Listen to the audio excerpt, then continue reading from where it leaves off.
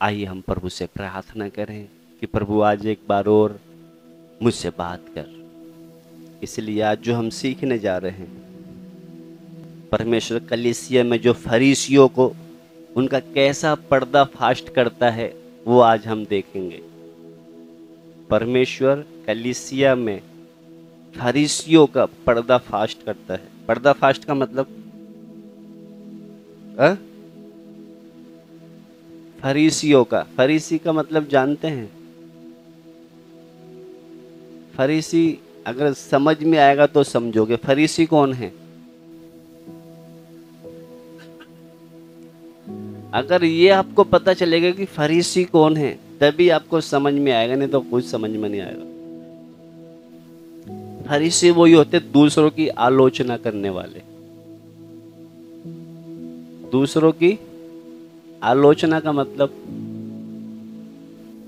अगर जैसे कोई हमारी आलोचना कर रहा है, देखना आप देखना, जितना बड़ा व्यक्ति होगा ना उसकी उतनी ज्यादा आलोचना होगी।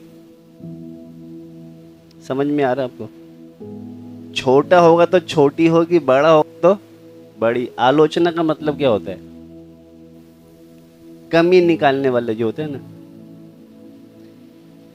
अगर हमारे अंदर सहनशीलता होगी तो आलोचना को हम सुनकर स्थिर रह सकते हैं। अगर हमारे अंदर वो ताकत नहीं होगी, कोई हमारी आलोचना करेगा, हम क्या हो सकते हैं? उसकी बातों में आकर क्या हो जाएगा? हम बहुत उदास, निराश, हताश हो सकते हैं अगर कोई हमारी आलोचना करेगा तो। आपको समझ में आ रहा है कुछ? अगर ये बातें नहीं समझ में आए तो कुछ भी समझ में नहीं आएगा जो मैंने बोला है। हम जितना प्रभु में आगे बढ़ेंगे, जितना करेंगे, हमारी क्या होगी? आलोचना होगी। और ये करने वाले कौन होते हैं? फरीसी। आज देखकर जानना आप, हम अच्छे काम करने वाले हैं या फरीसी हैं? आया समझ में विषय कुछ? तो परमेश्वर जो है कलीसिया में जो फरीसी होते हैं उनको क्या करता है? वो पर्दा, पर्दा फास्ट का मतलब खुलासा। आइए हम प्रभु से प्रार्थना करके सीखने की कोशिश करना, जरूर प्रभु बात करेगा। धन्यवाद हो प्रभु जी। हमारे इस महान परमेश्वर, एक बार और तेरे वचन के सामने आते हैं, हमें ज्ञान और समझ देना प्रभु जी। आपका आत्मा हमारे बीच में काम करे प्रभु। पुराने नियम में भी हम देखते हैं, पौलुस के समय में भी, कि शिक्षा देने वाले तो बहुत थे मगर पिता बहुत नहीं होते। प्रभु मुझे ज्ञान देने वाला नहीं, शिक्षा देने वाला नहीं, प्रभु एक बाप का हृदय दे, ताकि प्रभु जिस काम के लिए तूने मुझे चुना इतनी बड़ी भीड़ में से, वो तेरे काम को मैं कर सकूं। हम एक एक से प्रभु तेरी आत्मा बात करे, यीशु मसीह के नाम से हम। आइए एक वचन निकालेंगे, मरकुस उसका 3:1 से पढ़ेंगे हम। मरकुस 3:1 से लेके 5 तक। वह फिर आराधनालय में गया। वहाँ एक मनुष्य था जिसका हाथ सूख गया था, और वह उस पर दोष लगाने के लिए उसकी घात में लगे हुए थे कि देखे वह सबके दिन उसे चंगा करता है कि नहीं। उसने सूखे हाथ वाले मनुष्य से कहा, बीच में खड़ा हो और उनसे कहा, क्या सबके दिन भला करना उचित है या बुरा करना, प्राण को बचाना या मारना? पर वह चुप रहे। उसने उनके मन की कठोरता से उदास होकर उनको क्रोध से चारों ओर देखा और उस मनुष्य से कहा, अपना हाथ बढ़ा। उसने बढ़ाया और उसका हाथ अच्छा हो गया। आइए प्रभु से प्रार्थना करना, प्रभु इस वचन का प्रकाश हमें दे। बेशक हमने बहुत बार पढ़ा होगा, सुना होगा, मगर आज प्रभु इन वचन के द्वारा हमसे बात करें। धन्यवाद। एक बार फिर से बेटा को धीरे धीरे पढ़े, ध्यान से सुनना सब। वह फिर आराधनालय में गया। वहाँ एक मनुष्य था जिसका हाथ सूख गया था। हाँ, इधर प्रभु यीशु मसीह आराधनालय में आए और वहां एक मनुष्य था जिसका हाथ सूखा था। सूखा मतलब पोलिया लग गया होगा ना, सूखा हुआ। तो जब प्रभु यीशु मसीह आराधनालय में आए तो वहां पर एक मनुष्य था जिसका हाथ सूखा था। आगे, और वे उस पर दोष लगाने के लिए उसकी घात में लगे हुए थे। हाँ, अब जब यीशु मसीह आया तो कुछ लोग घात लगाए हुए थे। घात का मतलब ताक में थे कि ये इसको अच्छा करेगा तो फिर हम इससे क्या करेंगे, इस पर कुछ ना कोई आरोप लगाएंगे, कहीं ना कहीं इसको पकड़ेंगे, बाद में कहीं ना कहीं इस पर दोष लगाएंगे। तो यहाँ पर लिखा है, और वे उस पर दोष लगाने के लिए उसकी घात में लगे हुए थे। आज बहुत से लोग यही घात में लगे रहते हैं कि हम इसकी कोई कमी पकड़े, इसकी कोई गलती पकड़े। समझ में आ रहा है आपको? और कोई काम है ही नहीं उनको, बस घात में लगे रहते हैं कि इसका कहीं ना कहीं हम कमी पकड़े। तो यहाँ पर वो ये जब यीशु मसीह मंदिर में आए तो वहां पर एक व्यक्ति था जिसका हाथ सूखा हुआ था, और वे उस पर दोष लगाने के लिए उस पर घात लगाए हुए थे कि देखे वे शब्द के दिन उसे चंगा करता है या नहीं। क्योंकि ये फरीसी लोग, जैसे व्यवस्था में हम पढ़ते हैं, शब्द के दिन कोई काम धंधा नहीं करते थे। समझ में आ रहा है? तो ये सोचते थे कि शब्द के दिन यीशु किसी को चंगाई भी ना दे, इनका ये मानना था। आगे पढ़ेंगे बेटा। उसने सूखे हाथ वाले मनुष्य से कहा, बीच में खड़ा हो। किसने बोला? यीशु मसीह ने। जिसका हाथ सूखा था उसको बोला बीच में खड़ा हो। हाँ, और उनसे कहा, क्या सबके दिन भला करना उचित है या बुरा करना? अब उन्हीं से पूछा जो घात लगाए बैठे थे। कहते उनसे कहा जो घात लगाए हुए थे। प्रभु यीशु मसीह उनसे कह रहा है, क्या शब्द के दिन भला करना उचित है या बुरा करना? समझ में आ रहा है? शब्द के दिन अच्छा करना भला है या बुरा करना भला है? समझ में आ रहा है ना? मगर वो क्या कह रहा है उधर, फिर दोबारा प्रभु बोला प्राण को बचाना या मारना, मगर वो क्या है, चुप रहे। आगे, उसने उनके मन की कठोरता से उदास होकर उनको क्रोध से चारों ओर देखा। हाँ, ये है हमारा मेन आज का प्रचार 5। ये आपको मैंने इतना इसलिए पढ़वाया ताकि थोड़ी घटना आपको मालूम हो। जब प्रभु उनसे बोला तो वो क्या हो गए, चुप है। तो आगे जब पढ़ते, और उसने उनकी मन की कठोरता से उदास होकर उन पर क्रोध से चारों ओर देखा। किसने किसको देख रहा है क्रोध से? कौन देख रहा है क्रोध से? किनको देख रहा है? इतना समझ में आ रहा है आपको? यीशु मसीह उन फरीसियों को ऊपर से नीचे तक गुस्से से देख रहा है। वचन में हम पढ़ते हैं ना, क्रोध तो करो मगर पाप मत करो। यीशु मसीह यहां पर बहुत ज्यादा क्रोधित हो गए। यहां पर हम पढ़ते हैं, और उसने उनकी मन की कठोरता से उदास होकर उनको क्रोध से चारों ओर देखा। और आगे पढ़ें बेटा। और उस मनुष्य से कहा, अपना हाथ बढ़ा। उसने बढ़ाया और उसका हाथ अच्छा हो गया। आपको समझ में आ रहा है? यानी कि कुछ लोग थे जो घात लगाए हुए बैठे हुए थे, मगर फिर भी प्रभु ने क्या बोला? उनसे बोला शब्द के दिन अच्छा करना बुरा करना भला है नहीं है। उसमें क्या है, वो चुप रहे। बस वो तो यही बैठे थे कि इसको हम कहीं ना कहीं पकड़े, आलोचना करें। अगर हम जो भी अच्छा काम करेंगे ना, लोग हमारी आलोचना करेंगे। क्या करेंगे? हम अगर उदास होकर ये अच्छे काम करना छोड़ दें, शैतान यही तो चाहता है। क्या चाहता है शैतान?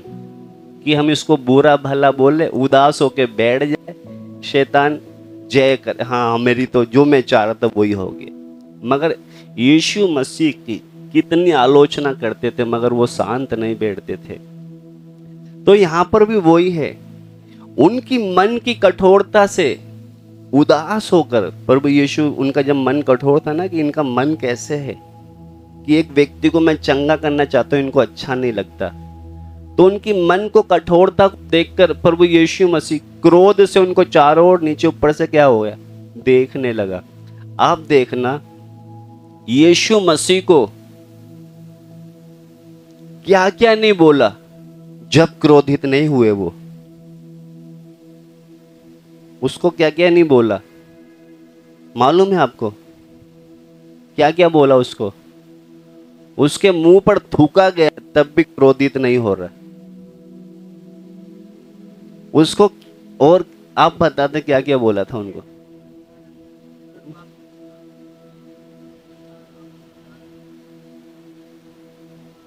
इसके अंदर तो दुष्ट आत्मा है तब भी क्रोधित नहीं हुआ, ये पियक्कड़ है तब भी क्रोधित नहीं हुआ, क्या क्या नहीं बोला, क्रोधित नहीं हुआ।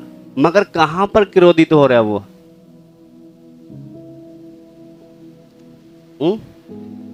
हमें पता गुस्सा कब आती है, कोई हमारे बारे में बोलेगा तो तुरंत गुस्सा आ जाएगी।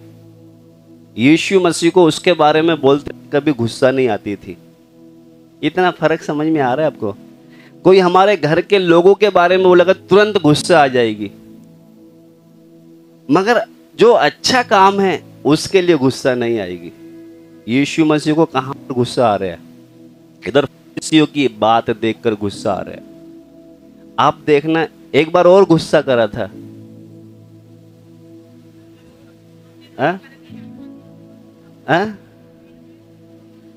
यीशु मसीह को भी गुस्सा आता था, मगर कब आता था? हमें गुस्सा कब आता है ये थोड़ा सोच के जाना। हमें गुस्सा कब आता है? कोई हमें छेड़ के तो देखे, हमारी गलती तो बता के देखे, मेरे परिवार के बारे में कोई बोल के तो देखे, हमें गुस्सा आएगा। मगर यीशु मसीह को क्या क्या नहीं बोला जाता था, कभी गुस्सा नहीं करा उसने। मगर यहां पर जब पढ़ते हैं ना, उनके मन की कठोरता से उदास होकर उनको क्रोध से चारों ओर देखा। उनकी मन की कठोरता क्या थी? क्योंकि एक व्यक्ति है, एक लाचार व्यक्ति है, उसकी मैं हेल्प करना चाहता हूं और ये क्या है, घात लगाए बैठे हैं। गुस्सा आ रहा बहुत, प्रभु को क्या आ रहा है? गुस्सा आ रहा है। मगर हमको क्या है, आराम से बैठना बेटा, सीख कर जाना। आज हमें गुस्सा कब आता है? प्रभु यीशु को गुस्सा कब आ रहा है? जब उसके मंदिर में क्या कर रहे हैं, उसको डाकुओं की खो बना रहे, उसको गुस्सा आ रहा है। हमें गुस्सा कब आता है? मंदिर का कुछ भी हो, हमें कोई लेना देना नहीं। मंदिर में कुछ भी हो, मंदिर का मतलब चर्च में कुछ भी हो, हमें कोई लेना देना नहीं है। उस भाई की तरह, भाई कहां जा रहा है? सूअर का खाना खाने जा रहा है, उस भाई को कोई लेना देना नहीं है। मगर बाप रोज रोता था, बाप रोज रोता था, मेरा बेटा खो गया, आ जाए लौट के। भाई को कोई लेना देना नहीं है। इधर यीशु मसीह को देखो, मुझे लोग पता नहीं क्या क्या बोलते थे, जब उसको कोई मतलब नहीं, कोई बात नहीं, सुन लेता था। मगर जब मंदिर की बारी आई, कोड़ा उठा लिया उसने। हमारे अंदर ऐसा मन है क्या? हम मसीह हैं या कोई ढोंगी हैं? थोड़ा सोच के तो देखे। परमेश्वर का आत्मा है भी नहीं है हमारे अंदर।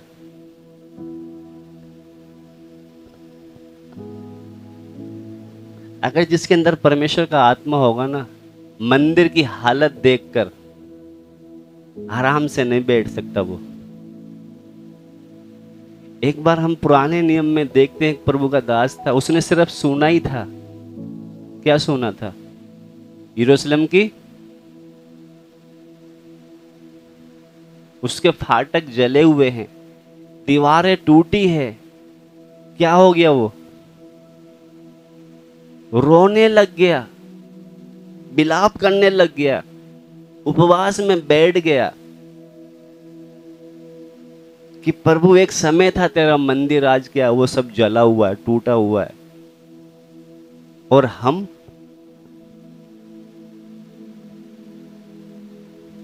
हम क्या करते हैं? मंदिर में कुछ भी हो, हमें क्या लेना देना मंदिर से? मेरे बारे में कोई बोल के देखे तब बताऊंगा या बताऊंगी। मंदिर में चाहे कुछ भी हो जाए, मुझे क्या लेना, मेरा कोई मंदिर थोड़ी है। हैं? आपको कुछ समझ में आ रहा है? इधर यीशु मसीह बिल्कुल क्रोध से उनको चारों ओर से देखा और आगे उस मनुष्य से कहा, अपना हाथ बढ़ा। यानी कि लोग कितना घात लगाए, लगाने दो, मुझे उनसे कोई लेना, मेरा काम है एक अपाहिज को चंगा करना, एक लाचार को उसका अच्छा न्याय करना, यही है उसका काम। एक वचन और पढ़ ले बेटा, निकालेंगे, वो हमारा जाना वो वचन है। इफिसियों 4:26 में हमने पढ़ते हैं कि क्रोध तो करो मगर पाप ना करो। वही है ये, पढ़ ले बेटा ये भी। प्रभु यीशु मसीह ने क्रोध जो किया है वो हम ये देखेंगे किस वजह से किया था उसने। पढ़े बेटा ये। क्रोध तो करो पर पाप मत करो, सूर्य अस्त होने तक तुम्हारा क्रोध ना रहे। हाँ, इधर जब पढ़ते समय यीशु मसीह ने भी, इधर लिखा है जब पढ़ते समय यीशु भी क्रोधित हुआ था। अगर जैसे यीशु क्रोधित हुआ, अगर हम भी वैसे ही अगर क्रोधित होते हैं तो इसमें कोई पाप नहीं है। अगर किसी दूसरे कारण हमें गुस्सा आ रहा है वो पाप है। समझ में आ रहा है आपको? जैसे यीशु को गुस्सा आता था, वो किस वजह से आता है? अगर उसी तरह हमें भी गुस्सा आ रहा है तो इसमें कोई पाप, इसलिए क्रोध तो करो मगर पाप। वो क्रोध तो करता था मगर पाप नहीं करता था।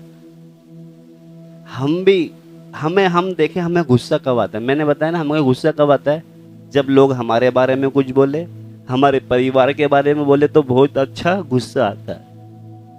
बाकी अगर चर्च के बारे में देखो, मैं बताऊं आपको और अच्छी तरह खोलकर, ये मेरे भाई साहब हैं, खून से भी ज्यादा रिश्ता है ये। इसके बारे में कोई भी बोलता रहे, मगर मेरा जो सगा भाई है ना उसके बारे में बोलेंगे तो मैं बता दूंगी, ये बता दूंगा। इनको तो कुछ भी बोलिए, ये मेरे इनसे क्या लेना देना है। आपको समझ में नहीं आ रहा ना? आ रहा है? अगर हमारा रिश्ता होगा ना, हम तुरंत बोल देंगे तेरी हिम्मत कैसी उनके बारे में ऐसे बोलने की? तेरे को परमेश्वर से डर नहीं लगता क्या? हाँ, अगर हमारी बीवी के बारे में बोल दिया तो हमसे बर्दाश्त नहीं होगा, हमारे बेटे के बारे में बोल दिया बर्दाश्त। बाकी कलीसिया में किसके बारे में बोलते रहो, उनसे कोई लेना देना नहीं। यीशु को उसके मंदिर में उसने देखा ना, उसने कोड़ा उठा के मार के भगाया। अगर हम भी ऐसा कोड़ा उठा लेंगे ना, शैतान यहाँ पर एक दूसरे की बुराई करेगा। फिर हम तो ध्यान से और बोलते हैं, और बताओ भैया, शैतान भी बोलेगा बढ़िया है, कितने आराम से सुन रहा है ना? इधर जब पढ़ते समय प्रभु ने भी बोला क्रोध तो करो मगर पाप, क्योंकि इधर जब पढ़ते समय एक वचन और पढ़वाऊंगा मैं, निकालेंगे नीति वचन।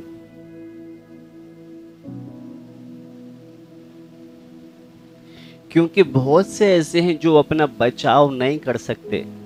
बचाव का मतलब जैसे ये हाथ का सूखा हुआ था, बहुत से ऐसे हैं विधवा है या लाचार है या कुछ। वो वचन नीति वचन 31 का 8 और 9 मिला के पढ़े।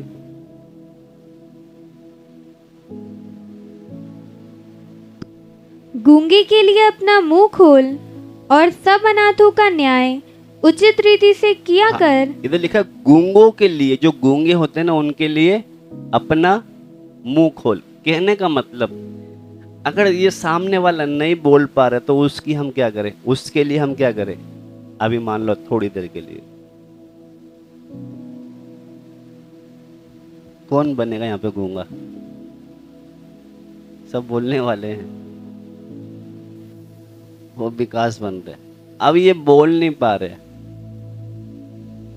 इसको पानी चाहिए, रोटी चाहिए, जो भी, ये बोल नहीं पा रहे, तो हम क्या करें? भैया इसको क्या चाहिए? रोटी पानी कुछ चाहिए, दे दो।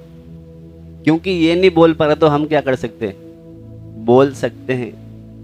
उसी तरह कहने का मेरा मतलब, अगर कोई लाचार है, कोई गरीब है, उसकी हम क्या कर सकते हैं? हेल्प कर सकते हैं, मदद कर सकते हैं। अगर इधर आकर फरीसियों की तरह बहुत तेज तेज गाना गा रहे, तेज तेज आराधना कर रहे, अपने आप को, इससे हमारी आत्मिकता नापी नहीं जाती। समझ में आ रहा है आपको? हम सोचते कि अच्छी आराधना करेंगे, अच्छा गाना गाएंगे, या उधर अच्छा बजाएंगे, या इधर अच्छा प्रचार करेंगे, इससे हमारी पहचान होगी। इससे पहचान नहीं होगी। पहचान पता किससे होती है? किससे होती पहचान? ये फरीसी यही सोचते थे, हम ज्यादा ऊंची आवाज में गाना गाएंगे, या ज्यादा आराधना करेंगे, या ज्यादा उपवास रखेंगे, या ज्यादा दान देंगे, इससे क्या होगी? हमारी आत्मिकता नापी जाएगी। इससे नहीं नापी जाती। जो लाचार है, और जो, अगर हमारा न्याय हम किसी के बारे में बोले तो बराबर बोलें, खरा बोलें, और जो गूंगा है, जैसे इधर लिखा ना, उनके लिए मुंह धर्म का। पढ़े बेटा इसको दोबारा 8 और 9। गूंगे के लिए अपना मुंह खोल और सब अनाथों का न्याय उचित रीति से किया कर। उचित रीति, न्याय अगर करना है तो कैसे? उचित रीति से करना है। आगे, अपना मुंह खोल और धर्म से न्याय कर। धर्म से न्याय कर। और अगर मुंह खोले तो कैसे करे? धर्म से। हमारा मुंह कैसे खुलता है? हमारा मुंह, धर्म का मतलब क्या होता है? अगर इनका कुछ काम करना है ना, धर्म से न्याय करना है, शक्ल देख के नहीं करना, मुंह देख कर नहीं करना। आगे, और दीन दरिद्रों का न्याय कर। दीन दरिद्रों का, क्योंकि दीन दरिद्र जो होते हैं ना, उनकी कौन सुनता है? गरीबों की कोई सुनता है? तो उनका क्या करना है? न्याय बराबर करना है। तो इसलिए हम जब पढ़ते समय, जब यहाँ पर पढ़ते हैं, क्योंकि ये फरीसी लोग जो थे, छोटे मोटे लोगों की तो सुनते ही नहीं थे ये, मगर जो यीशु मसीह था ना, सब्त के दिन ये सूखे हाथ वाला आया है, उसको ठीक, अब ये क्या कर रहे हैं? उसकी ताक में लगे हैं, आलोचना करने के लिए, कमी निकालने के लिए। मगर प्रभु नहीं मानता था, अगर ठीक करना है तो करना है, तो लोग कोई भी कुछ भी बोले, मुझे जो भले काम करने हैं, जो धर्म के काम करने हैं, वो तो मैं करूंगा, चाहे कोई कुछ भी बोले। तो आलोचना तो होगी, कमी तो निकालेंगे, मगर हमें क्या नहीं, उदास नहीं होना, अच्छे काम करने में कोई दिक्कत नहीं। एक वचन और पढ़वाऊंगा आपको मैं। आज बहुत से जो फरीसी लोग, उसे हम कैसे पहचानेंगे, वो एक आयत पढ़ के फिर हम प्रार्थना करेंगे। आज यही सोच के जाना, कहीं मैं अपने आप को अच्छा समझता हूँ, कहीं मैं फरीसीवादी तो नहीं हूं। क्योंकि बहुत से जो फरीसी, जैसे हम मत्ती में वो वचन एक पढ़ ले, फिर हम आगे जाएंगे। मत्ती उसका 6 और 5 में कैसे वो जो प्रार्थना करते हैं लोग, पढ़े बेटा वो मत्ती 6 का 5 और 6। जब तू प्रार्थना करे तो कपटियों के समान ना हो, हाँ, क्योंकि लोगों को दिखाने के लिए आराधनालयों में और सड़कों के मोड़ों पर हाँ, खड़े होकर प्रार्थना करना उनको अच्छा लगता है। हाँ, मैं तुमसे सच कहता हूँ कि वे अपना प्रतिफल पा चुके। परंतु जब तू प्रार्थना करे तो अपनी कोठरी में जा और द्वार बंद करके अपने पिता से जो गुप्त में है प्रार्थना कर, हाँ। तब तेरा पिता जो गुप्त में देखता है तुझे प्रतिफल देगा। हाँ, इधर जब पढ़ते समय हम फरीसियों की तरह ना बने। प्रार्थना करना, आराधना करना, गाना गाना, हम सोचते यही है, मगर जब असली में अगर हम देखें तो परमेश्वर जो है, परमेश्वर के प्रति जो हमारी भक्ति जो क्या होनी चाहिए, आपस में लोगों के बीच में देखें जो जरूरतमंद है, आपस में जब देखें जो जरूरतमंद है उसकी जरूरत को क्या करें, हम पूरी करें। यह फरीसी की तरह नहीं इधर आके शोर मचा लिया, अच्छा गाना गा लिया, अच्छी आराधना कर ली, ये नहीं है। हमको प्रभु ने समझ दिया, हमें पता है जरूरतमंदों की जरूरत को पूरी करना। तो आगे जब हम देखते हैं परमेश्वर, मैंने बताया परमेश्वर हमारा जो है आराधना प्रार्थना ऊंचे सबसे गाने की इससे नहीं नापता, वो हमारे अंदर जो बिना स्वार्थ का प्यार है उसको देखता है। बिना स्वार्थ का जो प्यार है उसको देखता है। तो हम देखें हमारे अंदर सच में कोई निस्वार्थ प्रेम है किसी के प्रति, ये ऐसे कहीं हम भी फरीसियों की तरह तो नहीं है दिखावा करके चल रहे।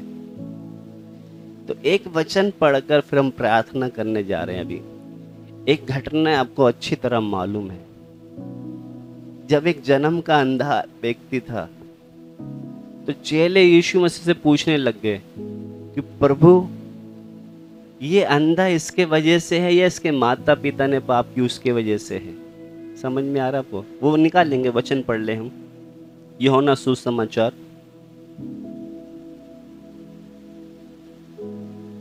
उसका 9 का 1 से पढ़े हम, क्योंकि जो सच्ची जो अगर प्रेम है, परमेश्वर का प्रेम हमारे अंदर होगा तो वो निस्वार्थ प्रेम होगा। आज बहुत से लोग परमेश्वर हमें परखता है हमारे अंदर स्वार्थी प्रेम है या निस्वार्थ प्रेम है।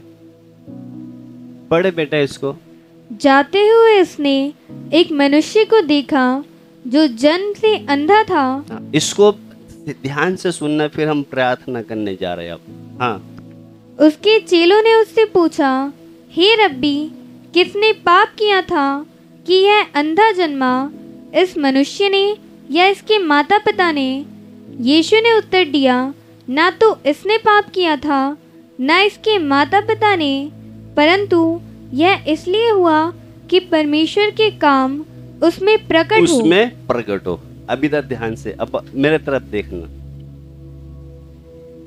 इधर 1 से लेके 3 तक जब हमने पढ़ा है, एक बार फिर से पढ़े बेटा। जाते हुए उसने एक मनुष्य को देखा जो जन्म से अंधा था। उसके चेलों ने उससे पूछा, हे रब्बी, किसने पाप किया था कि यह अंधा जन्मा, इस मनुष्य ने या इसके माता पिता ने? हाँ, अब जो अंधा व्यक्ति था उसको देखकर यीशु मसीह के चेले पूछ रहे, यीशु मसीह से पूछ रहे कि हे गुरु, किसने पाप किया था कि ये अंधा है, जन्मा है? समझ में आ रहा है? यीशु मसीह से उसके चेले पूछ रहे कि प्रभु किसने पाप किया था ताकि ये अंधा जन्मा है, इसने या इसके माता पिता ने? समझ में आ रहा है? आगे यीशु ने उत्तर दिया, ना तो इसने पाप किया ना था, तो इसने पाप किया, ना इसके माता पिता ने, ना इसके माता पिता ने। हाँ, परंतु यह इसलिए हुआ कि परमेश्वर के काम उसमें प्रकट हो। हाँ, ये इसलिए हुआ ताकि परमेश्वर के काम इसमें प्रकट हो। अब मैं इधर ध्यान से सुनना। ये चेलों ने कहीं ना कहीं फरीसियों से सुना हुआ था। क्या सुना था? कि जब कोई पाप करता है ना, ऐसी सजा आती है। समझ में आ रहा है? चेलों ने फरीसियों के मुंह से सुना था। क्या सुना था? कि जब कोई पाप करता है ना, इसीलिए ऐसी सजा आती है। अब सच बताना, यहाँ पर हो सकता है किसी का हाथ टूटा होगा या पांव टूटा होगा या पेट में दर्द या बीमारी, हमारे अंदर भी क्या होता होगा? हमारे अंदर क्या आता होगा?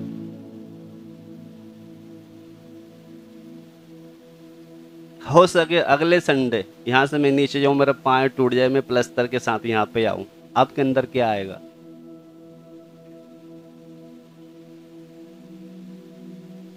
बोलो ना, कुछ तो बोलो। आपके अंदर क्या आएगा? वो तो भलाई तो होगी। इधर यीशु मसीह कह रहा है ना कि परमेश्वर के काम इसमें क्या होंगे? प्रकट होंगे। मगर हमारे अंदर क्या आएगा? मैं जो बोल रहा हूं नहीं समझ में आया ना? अभी कुछ लोगों को समझ में नहीं आया। किन किन को समझ में आया? नहीं आया। कुछ को तो आ गया है। नहीं आया ना? सही बताना, समझ में नहीं आया ना? जिनको नहीं आया ईमानदारी से हाथ खड़ा करें। हाँ, शर्माए नहीं उसमें। देखो पिछले दिनों में हमने सीखा था, समझ में नहीं आया तो पूछना चाहिए, खोजा के बारे में और फिलिप्पुस के बारे में। क्योंकि वो यशायाह की पुस्तक पढ़ता जा रहा है, मगर उसको पढ़ता तो जा रहा है, समझ में कुछ नहीं आ रहा है। तो फिलिप्पुस बोलता है, तू जो पढ़ रहा है तेरे को समझ में आ रहा है? कह जब तक मुझे ना समझाए तो मैं कैसे समझूं? फिर उसको उसने बगल में बिठा के अच्छी तरह समझाया। हम कितनी बार समझ में नहीं आते फिर भी गर्दन हिला के चले जाते। गलती किसकी है? हमारी। इधर जो घटना है, यीशु मसीह के चेले यीशु मसीह से पूछ रहे कि प्रभु ये जो जन्म से अंधा है ना, ये इस बच्चे ने पाप किया था या इसके माता पिता ने पाप किया था जिसके कारण इसको ये सजा मिली? वो चेले पता क्यों ऐसे पूछ रहे यीशु मसीह से? इन्होंने फरीसियों के मुंह से क्या सुना था कि जो कोई पाप करता है ना उसको सजा मिलती है। तो इसलिए जो जन्म से अंधा है ना कहीं इसके माँ बाप ने या इसने कोई गलती की तभी तो ये सजा आई है। मैं यही कहना है, अगर मेरी टांग टूट गई और मैं प्लास्टर चढ़ा के यहाँ पे आया, आपके अंदर क्या आएगा? देखो सुनो, मैं आपको बताता हूँ।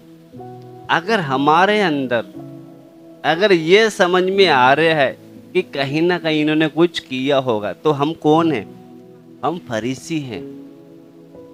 हम कौन हैं? फरीसी हैं। अब देखो मैं एक बात और बताऊं, अब मन में आ गया कोई तो हमको देख नहीं सकता, मगर परमेश्वर तो देख रहे हैं ना। अगर आता भी है, हम प्रभु से प्रार्थना करें, प्रभु मेरे मन में ऐसे क्यों आ रहा है?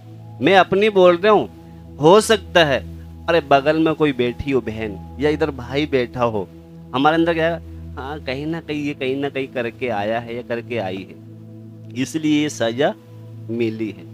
तो हम फरीसीवादी, और मेरा जो आपको सिखाने का आज जो मेन है, ऐसे फरीसियों से ही यीशु मसीह क्रोधित होता था। समझ में आ रहा है? जब उसको गाली बकते थे क्रोधित नहीं होता था, उसको सूली पे चढ़ाए क्रोधित नहीं हो, उस पे थूक रहे क्रोधित नहीं हो रहे, ये फरीसियों से क्रोधित होता था। कहीं हम भी तो फरीसी तो नहीं है?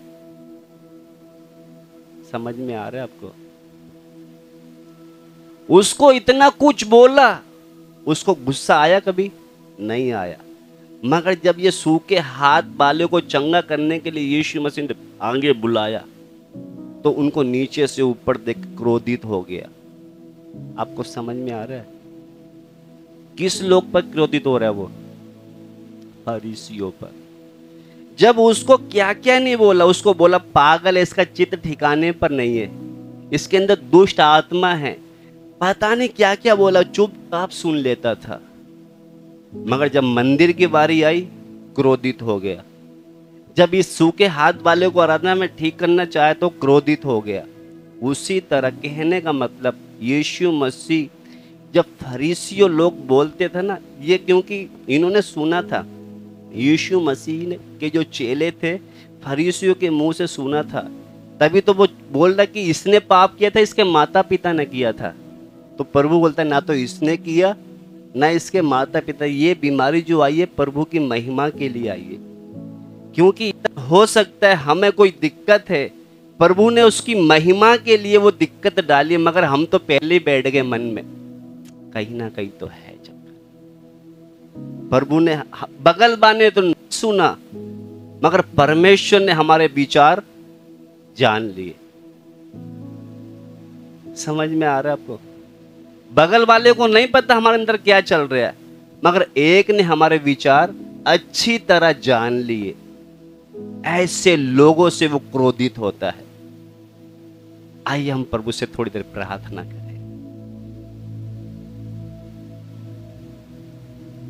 हालेलुया। क्योंकि आराधनालय में ये सूखे हाथ वाला जब आया, प्रभु उनसे क्रोधित हो रहा कि इसके हाथ में जो बीमारी आई है ना, इसलिए नहीं आई कि ये दशवांश नहीं देता, इसलिए नहीं आई कि ये उपवास नहीं रखता, ये इसलिए आई है ताकि इसकी देह के द्वारा परमेश्वर की महिमा प्रकट हो। मगर तुम क्या घात लगाए बैठे हैं। आज हम भी चर्च में आते समय कहीं ना कहीं घात लगा के बैठते हैं। वो फरीसियों से गुस्सा होता है, फरीसियों पर उसको क्रोध होता है।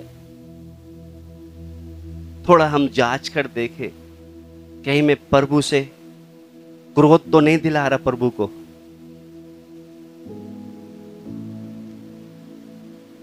हालेलुया। हमारे अंदर तो क्या आएगा, हाँ ये इसको बीमार हुआ ना, ये जरूर कहीं ना कहीं ये दान नहीं देता होगा, ये प्रार्थना नहीं करता होगा, इसलिए इसके ऊपर ये बीमारी आई है।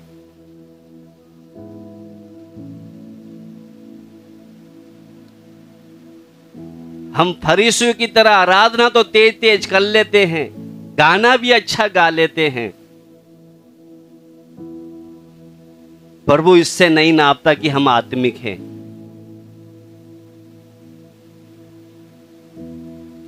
हमारे किसी जरूरतमंद व्यक्ति के अंदर, हमारे अंदर वो दिलचस्पी है या नहीं उसकी हेल्प करने का, वो देखता है।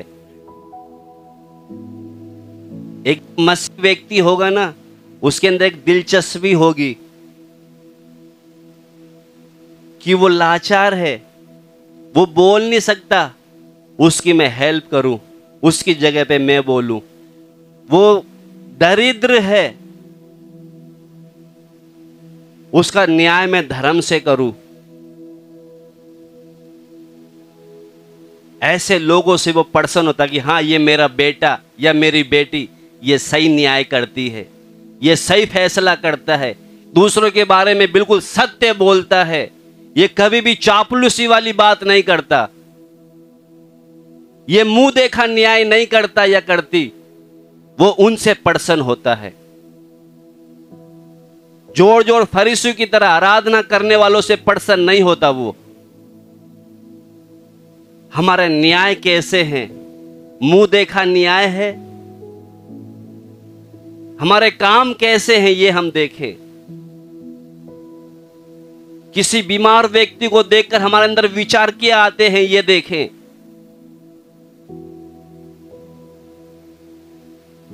हालेलुया। प्यारे प्रभु जी, हम तेरे चरणों में आते हैं। सच में हमारा परमेश्वर इतना महान है, छोटी छोटी बातों में हमारी अगुवाई करता है, छोटी छोटी बातें हमें बताता है। मुझे अभी भी याद है, अभी पिछले दिनों में जब मैं मेट्रो से जा रहा था, हमारी जो मीटिंग होती है मंगलवार की, मेट्रो में बहुत भीड़ थी। अंदर से एक आवाज आई कि तू यहां मत खड़ा हो, यहां पे खड़ा हो, तुझे बस अड्डे में सीट मिल जाएगी। मेरे अंदर एक विचार आया, हाँ बस अड्डे में तो बहुत मेट्रो खाली होती है, वो तो सीट तो मिलनी है मुझे।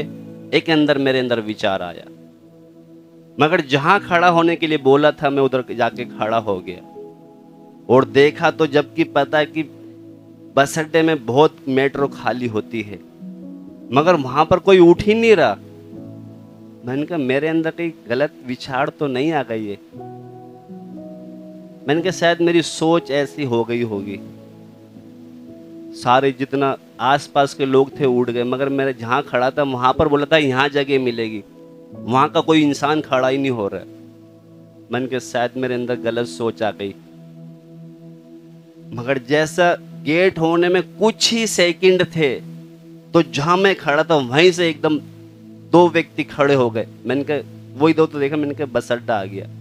वो तुरंत ऐसे भागे बिल्कुल। मैंने कहा सच में ये परमेश्वर ने जो बोला था कभी बदल नहीं सकता। मेरे अंदर तो एकदम वो आ गया कि नहीं, शायद मेरा ये विचार था, कोई भी तो खड़ा नहीं हो, सीट तो मुझे यहां मिली नहीं। कुछ ही सेकंड लगे थे, वो दौड़कर भागे और मुझे उधर सीट मिल गई। मेरा कहने का मतलब, परमेश्वर बहुत बारीकी से बात करता है अगर हम उसकी आवाज सुनने वाले बन जाए तो।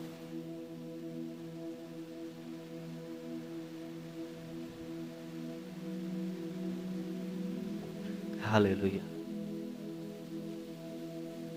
स्तुति हो प्रभु जी।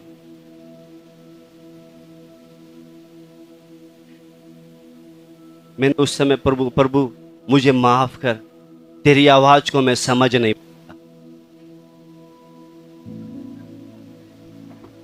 हालेलुया। मैंने प्रभु से बोला, प्रभु मेरे अंदर कुछ अलग चलने लग गया था, तेरी आवाज को मैं प्रभु समझ नहीं पाया, मुझे माफ कर। वो जब बोलता है ना 100% सही बात होती है। इसलिए हम थोड़ा अपने आप को जांच कर देखें, कहीं हम फरीसीवादी तो नहीं हैं। क्योंकि यरूशलेम जो मंदिर में जब गया प्रभु यीशु मसीह, वहां सूखे हाथ वाला व्यक्ति था, तो फरीसी तो ऐसे ही सोच रहे होंगे कि इसका हाथ जो सूखा है ना,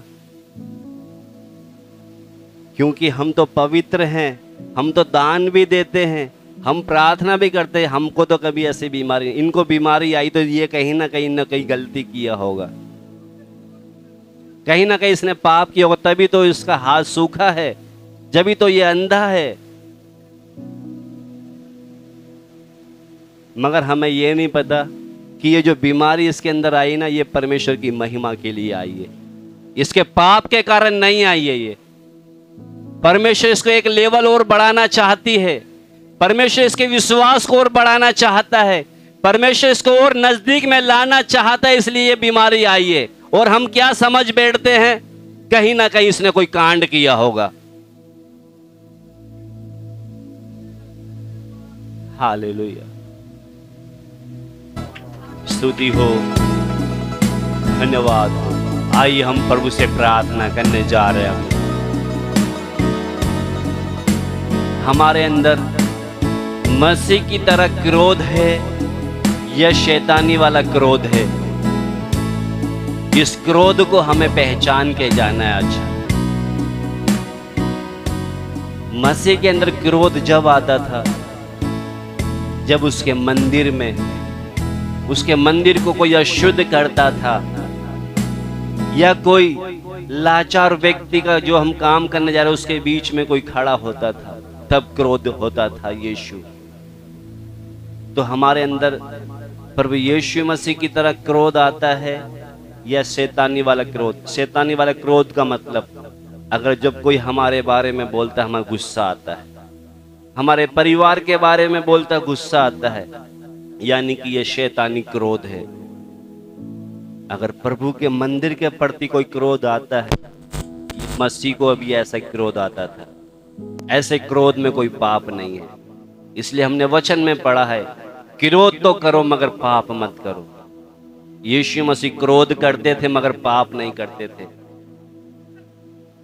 क्योंकि जब जब यीशु मसीह को जो बोला गया वो चुपचाप सह लेते थे, सुन लेते थे। उनके बारे में क्या कुछ नहीं बोलता, चुपचाप सुन लेता था। मगर जब लाचार व्यक्ति के बारे में आती बात,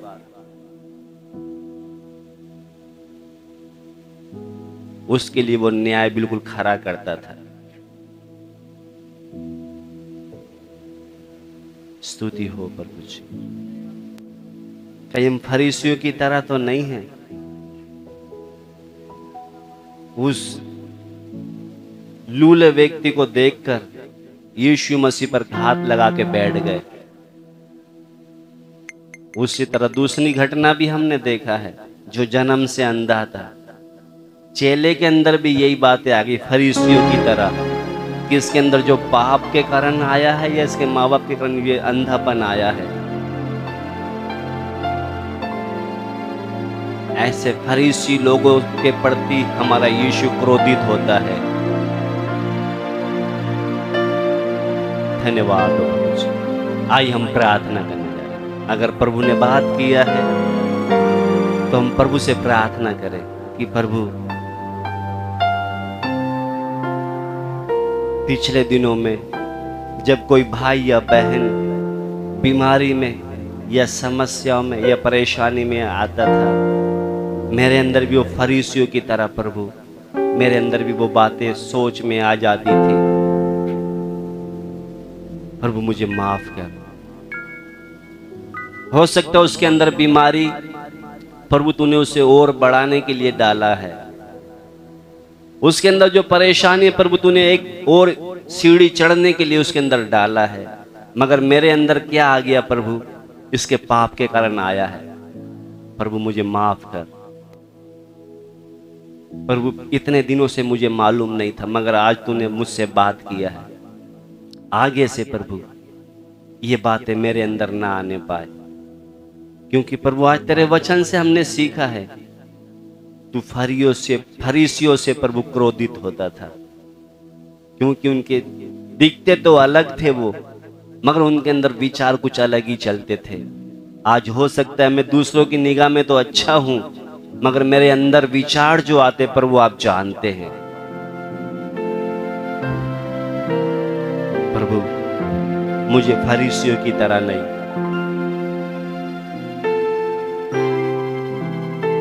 प्रभु मुझे तेरी तरह बना।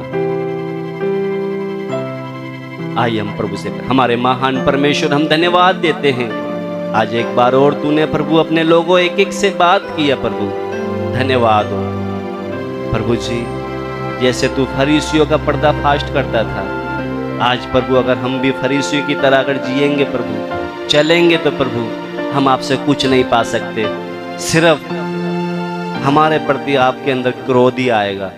इसलिए प्रभु जी हमें माफ कर। आगे से प्रभु जी एक अच्छा शिष्य बनकर प्रभु तेरे पीछे चलने में हमारी सहायता करना। प्रभु इन वचनों के द्वारा तूने हमसे बातें किया, धन्यवाद हो। एक एक को प्रभु आप आशीष करें यीशु मसीह के नाम से। अब पिता का प्रेम, प्रभु यीशु मसीह का अनुग्रह और पवित्र आत्मा की सहभागिता हम सब के साथ प्रभु यीशु मसीह की दूसरी आगमन तक होती रहे। सबको जय मसीह की।